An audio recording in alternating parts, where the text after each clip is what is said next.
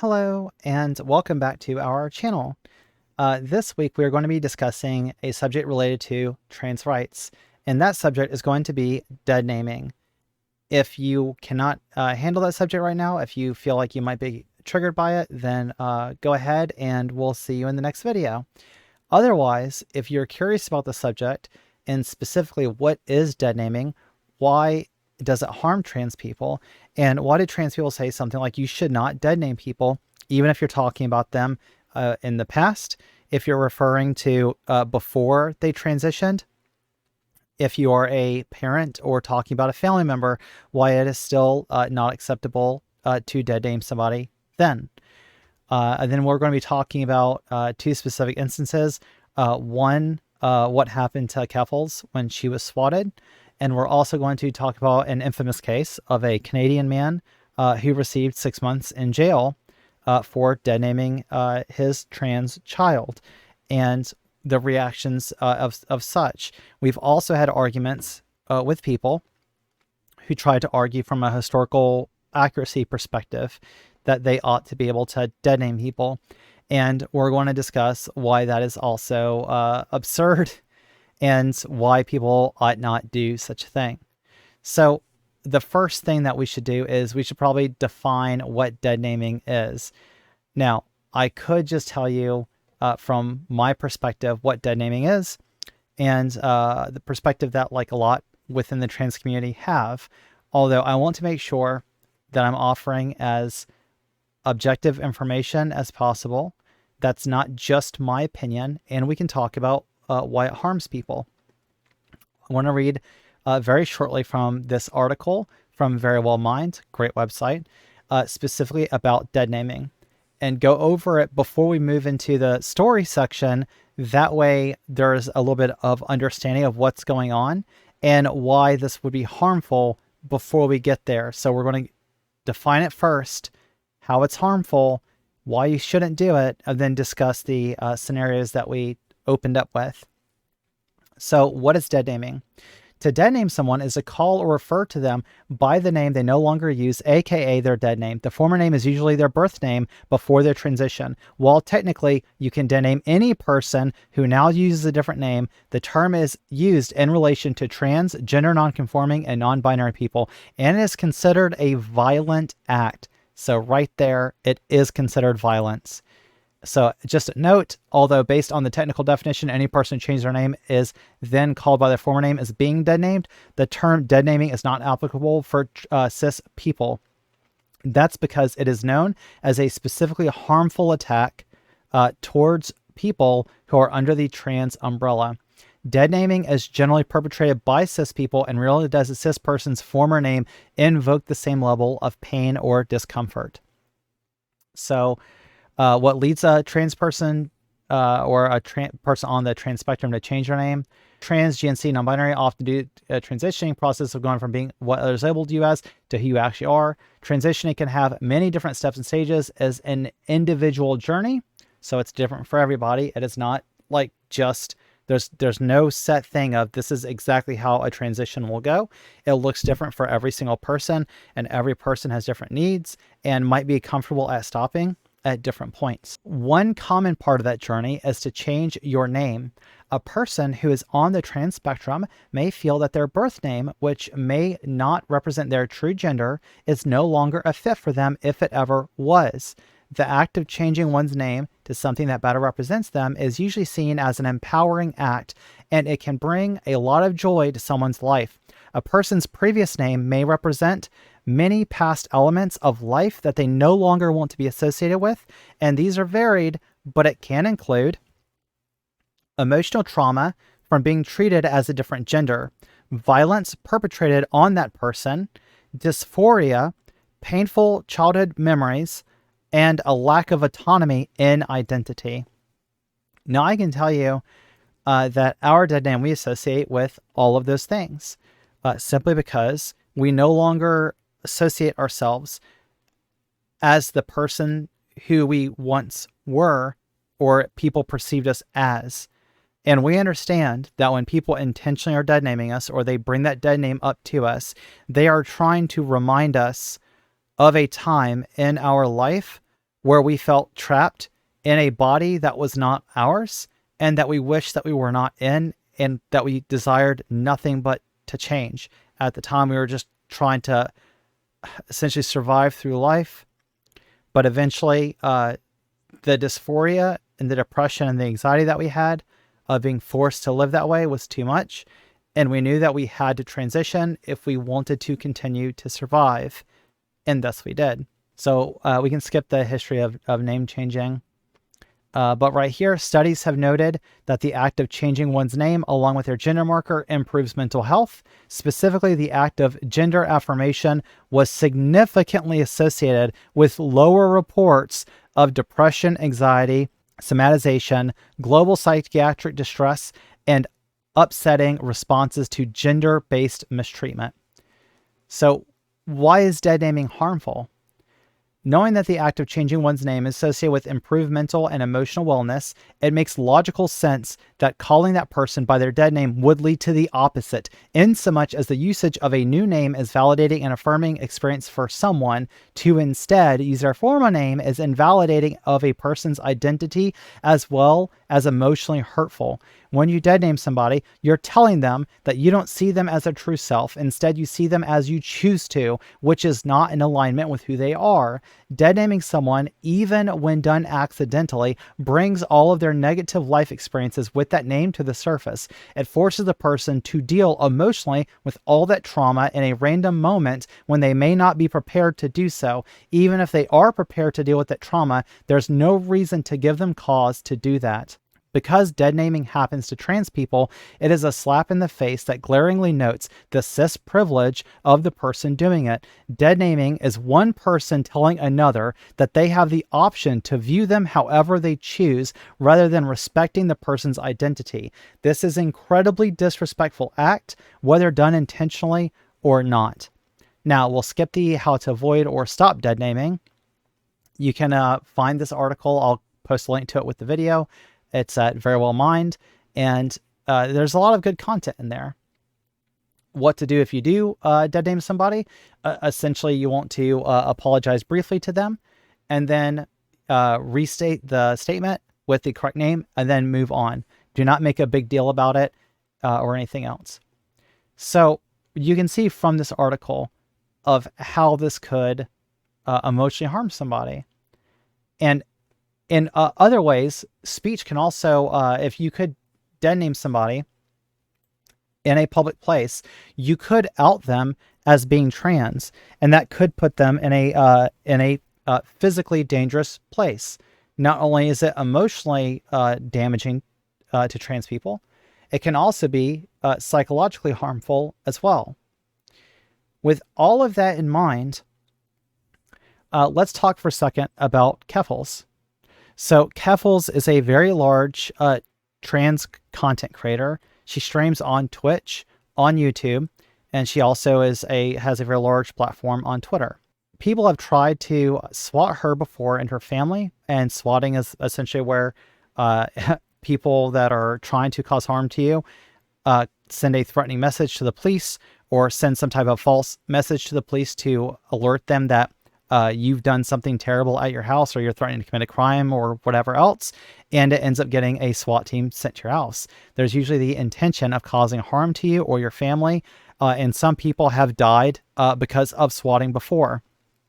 And Keflas has received so many threats and online reports that people were going to try to do this to her, that she had alerted the London Police Department, and she is in Canada, not in the UK, about what was going on and these active attempts. The police did not take her serious, even though she had run for public office, so her information was not difficult to find necessarily, as far as like her dead name and that sort of thing. And people continued to abuse her online using her dead name, and eventually got her swatted. And when the police swatted her, they addressed her by her dead name, which she had not used for over a decade, even though the call that sent them there was clearly false, because they had claimed that she had murdered her mother, and her mother was at the house perfectly safe. The police still arrested her and still mistreated her every step along the way, repeatedly using her dead name, refusing to address her as her actual identity, and continuing to just dump emotional and psychological abuse on her. Now, this is going to segue into other conversations that I've had with other people, mostly via Discord, but also some in real life, who have said that they felt that using someone's dead name ought to be okay if it is historically accurate. Well, the problem with that is like this exact type of situation. Keflas' dead name is something that she hasn't used in over a decade.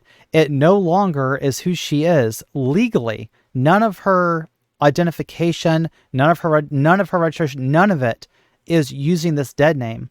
So when the police are talking to her and using this dead name, it is a situation that is doing nothing but harming her. There's no reason to do that.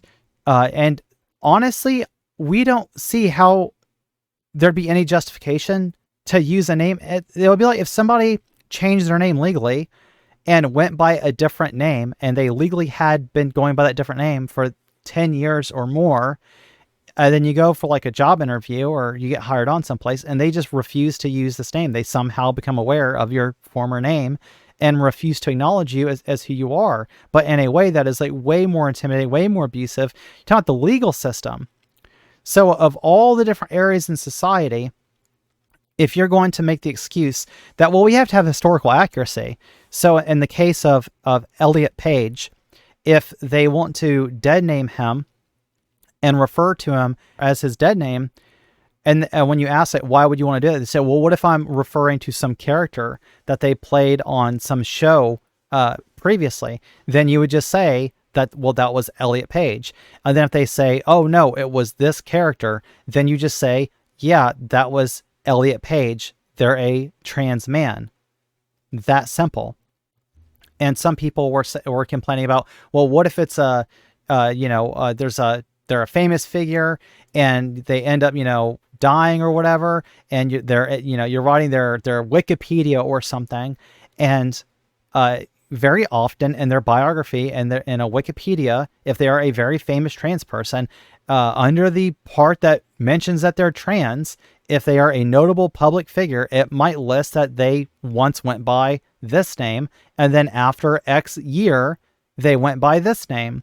But that would be in the background of the article in the history section of their biography. I don't see why it's necessary for people to say that we must know what this name was.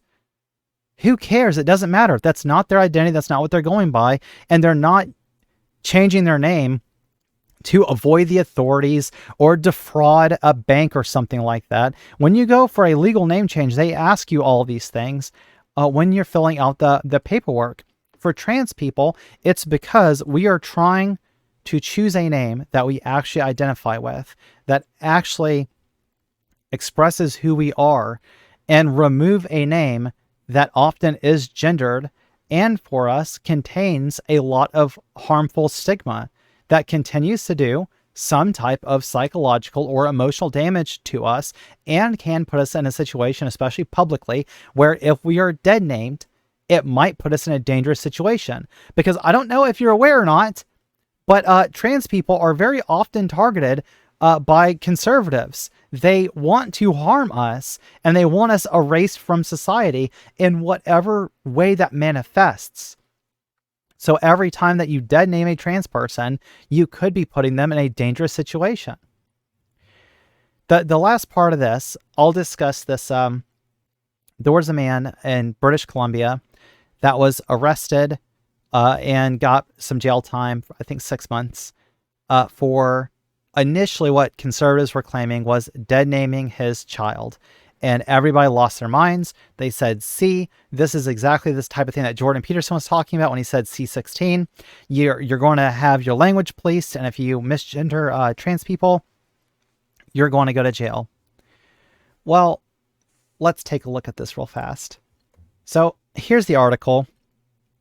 BC dad jailed 6 months after repeatedly exposing transgender son's identity despite publication ban. I wonder what a publication ban is. This article was written Friday, April 16th, 2021. So you can kind of get an idea of the timeline. It is old, but every single time I've talked about this subject, somebody inevitably brings this case up. The father of a transgender teenager has been sentenced to 6 months behind bars after exposing sensitive personal and medical information about his son in violation of a publication ban intended to protect the boy's privacy. Supreme Court Justice Michael Taman noted that the father, who could only be identified as CD, had, quote, blatantly and willfully and repeatedly breached the court order warranting a serious sentence that would serve as a deterrent to others who might choose to follow in his footsteps. Public breaches of court orders are a direct attack on the rule of law, Taman said. He simply chose to disregard those orders for reasons that have never been explained. So the punishment was handed down was much more severe than CD and his lawyer were anticipating when he pleaded guilty to criminal contempt of court this week. Prosecutors had recommended a jail term of 45 days with credit for the time CD has already served since he was taken into custody last month to prevent further breaches. The judge disagreed, arguing such a sentence would be inadequate and would tend to bring the administration of justice into disrepute. Based judge. The publication ban CD violated stems from a family law case the father launched in 2018 when he tried to use the province's court system to prevent his son, who was then 14, from accessing gender-affirming hormone treatments. The transgender teenager had identified as male for several years at that point, according to court documents, and the treatments were supported by his mother and doctors. CD lost in a ruling that upheld the right of minors under the BC Infants Act to make medical decisions independently of either of their parents if certain conditions are met, including that they have the approval of healthcare professionals.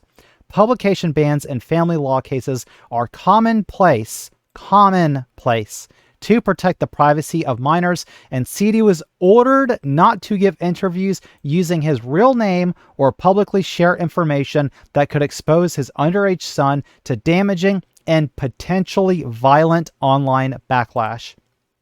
Remember the swatting thing that we talked about earlier? The court heard that he did so on numerous occasions despite multiple warnings. Taman pointed to one interview that was uploaded to YouTube in which the father spoke openly about violating what he described as gag orders. So he knowingly did this multiple times, even stating on YouTube that he was aware that he was under a gag order.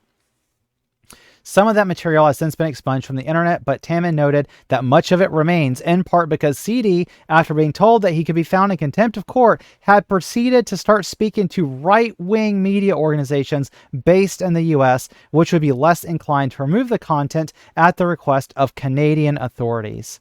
CD ensured that he would not fully be able to purge his contempt, Taman said, citing another interview in which the father suggested that he was smarter than the legal system that was trying to protect his son's privacy.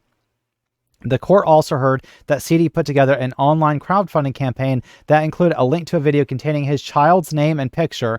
That fundraiser collected at least $30,000. So he was also profiting off his son's misery. What a piece of shit. When it comes to this level of contempt, Taman said, there are few cases even remotely comparable. While supporters of CDs have argued that the court order violates his own right to freedom of expression, the judge said that the father could have aired his grievances about his family law case and his son's transition by giving interviews without using his name or sharing personal details that put his child's privacy in jeopardy. Taman noted that the father did just that in an interview with a Vancouver-based YouTube channel that fully complied with the ban. The judge also shared a brief excerpt from a victim impact statement provided by CD's son. Quote, I followed the rules of the court order. I don't know why my dad didn't have to. With credit for time served, CD must spend another 134 days in jail. Yeah, get fucked. Taman also ordered that the father take $30,000 from his fundraiser to donate to the Ronald McDonald House charity. Okay. So, and of course, the father will not be doing any interviews until he complies with his jail time, according to his judge. Good. So, I just want to state, if anybody brings up this case or they talk about, what about that Canadian guy that got jailed for misgendering his son? It wasn't for misgendering his son. It was for repeatedly violating a court gag order, which he knew that he was under. He stated as much, and he went and did interviews specifically to spite his son, spreading his dead name when he didn't have to do that. And he tried to profit and collect money off of it, $30,000. So when people say, well, what about that Canadian guy? And that could happen to all of us. As long as you're not violating court orders, and if anyone violated gag orders in the U.S. and continuously did something as this guy was doing, yeah, we would be arrested and we would be sent to jail as well. And it's odd that conservatives, who are all about personal responsibility, when it comes to this case, they're like, oh my God, the Canadian law acted so far in the extreme to jail this poor guy. No, they didn't. And the fact that they're like, oh, well, he should be dismissed with time served. Nope. I'm glad he got 134 days. I wish that it was a minimum sentence with like no possible leniency for good behavior or whatever, because this guy obviously intentionally did this. And if he did not have to serve that time, if he was able to go in there and be like, oh, well, you've been held here for 45 days, so you can just go, guarantee he would have continued to do that, especially making that much money off of it. Imagine if he'd been able to just keep $30,000 and all he had to do was keep dunking on his son. And despite the fact that doing so greatly increases his son's risk of self-harm and up to suicide, as well as having violence directed against him through that online media campaign. It's absurd. And just to wrap this up, I hope that kind of elucidates a little bit about what deadnaming is, why deadnaming is a bad thing, the ways that it can be very harmful to trans people, and hopefully just a little bit better understanding of why it means so much to us, why it's important for our identities, why it's disrespectful, and in what ways it can harm us. It is a lot more than just using the wrong name. It's a lot bigger deal than just like, oh, you wanted to be called, Jeff, and I called you Jeffrey or something like that. It really impacts us. It has a lot of psychological harm. And of course, a lot of right-wingers know this, and they do it on purpose. So when you hear somebody deadnaming a trans person, even if you're a cis person and you feel like if you care about this trans individual, if they're your family member, if they're your sister, your brother, your cousin, if they're just a good friend of yours, that trans person might not have the emotional bandwidth to stand up to the person that's deadnaming them.